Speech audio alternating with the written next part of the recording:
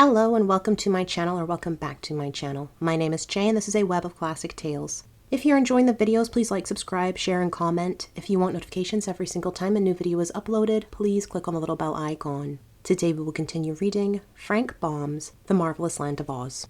The Tin Woodman was usually a peaceful man, but when occasion required he could fight as fiercely as a Roman gladiator. So, when the jackdaws nearly knocked him down in their rush of wings, and their sharp beaks and claws threatened to damage his brilliant plating, the woodman picked up his axe and made it whirl swiftly around his head. But although many were beaten off in this way, the birds were so numerous and so brave that they continued the attack as furiously as before. Some of them pecked at the eyes of the Gump, which hung over the nest in a helpless condition, but the Gump's eyes were of glass and could not be injured. Others of the jackdaws rushed at the sawhorse, but that animal, being still upon his back, kicked out so viciously with his wooden legs that he beat off as many assailants as did the woodman's axe. Finding themselves thus opposed, the birds fell upon the scarecrow's straw, which lay at the center of the nest, covering Tip and the wogglebug and Jack's pumpkin head, and began tearing it away and flying off with it, only to let it drop, straw by straw, into the great gulf beneath. The scarecrow's head, noting with dismay this wanton destruction of his interior, cried to the Tin Woodman to save him,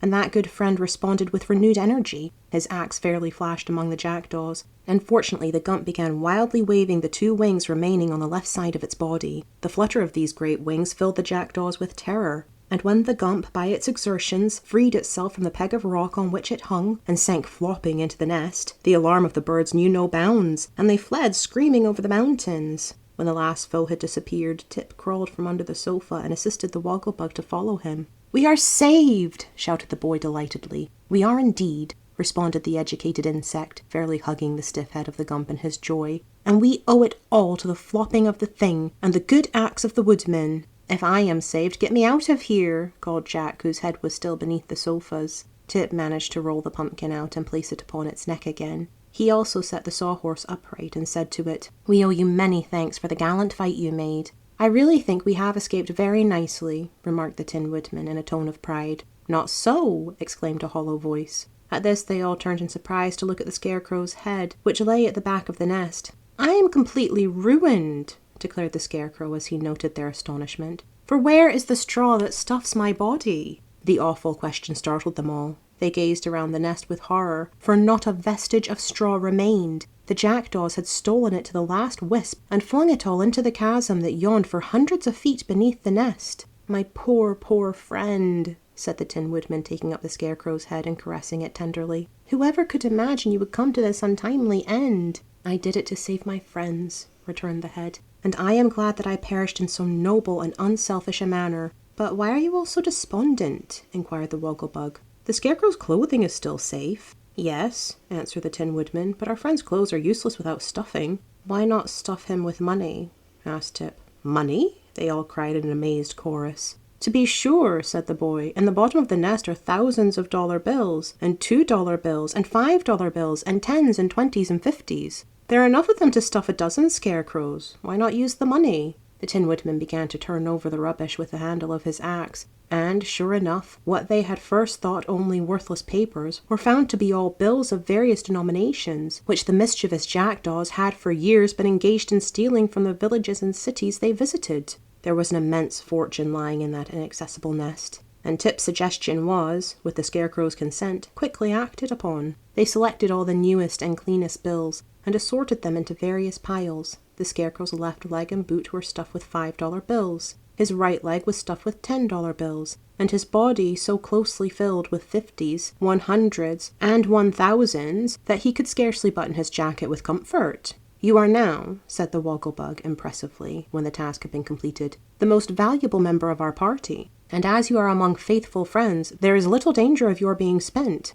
"Thank you," returned the scarecrow gratefully. "I feel like a new man, and although at first glance I might be mistaken for a safety deposit vault, I beg you to remember that my brains are still composed of the same old material, and these are the possessions that have always made me a person to be depended upon in an emergency." "Well, the emergency is here," observed Tip, "and unless your brains help us out of it, we shall be compelled to pass the remainder of our lives in this nest." "How about these wishing pills?" inquired the scarecrow, taking the box from his jacket pocket. "Can't we use them to escape?" "Not unless we can count to 17 by 2s, answered the Tin Woodman. But our friend the Wogglebug claims to be highly educated, so he ought easily to figure out how that can be done. It isn't a question of education, returned the insect. It's merely a question of mathematics. I've seen the professor work lots of sums on the blackboard, and he claimed anything could be done with X's and Y's and A's and such things, by mixing them up with plenty of pluses and minuses and equals and so forth. But he never said anything, so far as I can remember, about counting up to the odd number of 17 by the even numbers of 2's. Stop! Stop! cried the Pumpkinhead. You're making my head ache. And mine, added the Scarecrow. Your mathematics seem to me very like a bottle of mixed pickles. The more you fish for what you want, the less chance you have of getting it. I am certain that if the thing can be accomplished at all, it is in a very simple manner. Yes, said Tip. Old Mombi couldn't use X's and minuses, for she never went to school. Why not start counting at a half of 1? Asked the Sawhorse abruptly. Then anyone can count up to 17 by 2's very easily. They looked at each other in surprise, for the Sawhorse was considered the most stupid of the entire party. You make me quite ashamed of myself, said the Scarecrow, bowing low to the Sawhorse. Nevertheless, the creature is right, declared the Wogglebug, for twice 1/2 is 1, and if you get to 1, it is easy to count from 1 up to 17 by 2's. I wonder I didn't think of that myself, said the Pumpkinhead. I don't, returned the Scarecrow. You're no wiser than the rest of us, are you? But let us make a wish at once. Who will swallow the first pill? Suppose you do it, suggested Tip. I can't, said the Scarecrow. Why not? You've a mouth, haven't you? Asked the boy. Yes, but my mouth is painted on, and there's no swallow connected with it, answered the Scarecrow. In fact, he continued, looking from one to another critically, I believe the boy and the Wogglebug are the only ones in our party that are able to swallow. Observing the truth of this remark, Tip said, Then I will undertake to make the first wish. Give me one of the silver pills. The Scarecrow tried to do, but his padded gloves were too clumsy to clutch so small an object, and he held the box toward the boy while Tip selected one of the pills and swallowed it. Count, cried the Scarecrow. 1/2, 1, 3, 5, 7, 9, 11, counted Tip. 13, 15, 17. Now wish, said the Tin Woodman anxiously. But just then the boy began to suffer such fearful pains that he became alarmed. The pill has poisoned me, he gasped. Oh, ouch, murder, fire, oh! And here he rolled upon the bottom of the nest in such contortions that he frightened them all. What can we do for you? Speak, I beg, entreated the Tin Woodman, tears of sympathy running down his nickel cheeks. I don't know, answered Tip. Oh, I wish I'd never swallowed that pill. Then at once the pain stopped, and the boy rose to his feet again and found the Scarecrow looking with amazement at the end of the pepper box. What's happened? Asked the boy, a little ashamed of his recent exhibition. Why, the 3 pills are in the box again, said the Scarecrow. Of course they are, the Wogglebug declared. Didn't Tip wish that he'd never swallowed one of them? Well, the wish came true, and he didn't swallow one of them, so of course they are all 3 in the box. That may be, but the pill gave me a dreadful pain just the same, said the boy. Impossible, declared the Wogglebug. If you have never swallowed it, the pill cannot have given you a pain, and as your wish, being granted, proves you did not swallow the pill, it is also plain that you suffered no pain. Then it was a splendid imitation of pain, retorted Tip angrily. Suppose you try the next pill yourself. We've wasted 1 wish already. Oh, no, we haven't, protested the Scarecrow.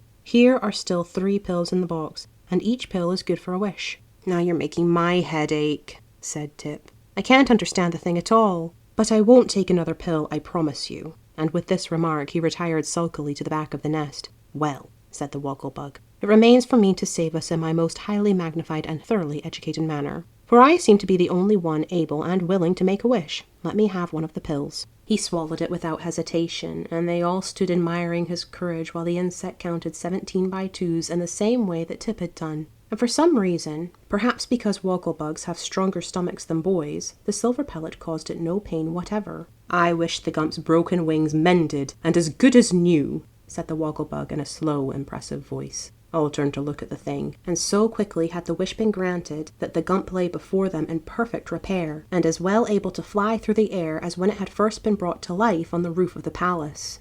Thank you for listening. This has been Frank Baum's The Marvelous Land of Oz, Chapter 19. I've been Jay. This has been a Web of Classic Tales. Please like, subscribe, share, and comment. Click the bell icon for notifications. I hope you're having a fantastic day. Have a nice life, and I'll see you next time.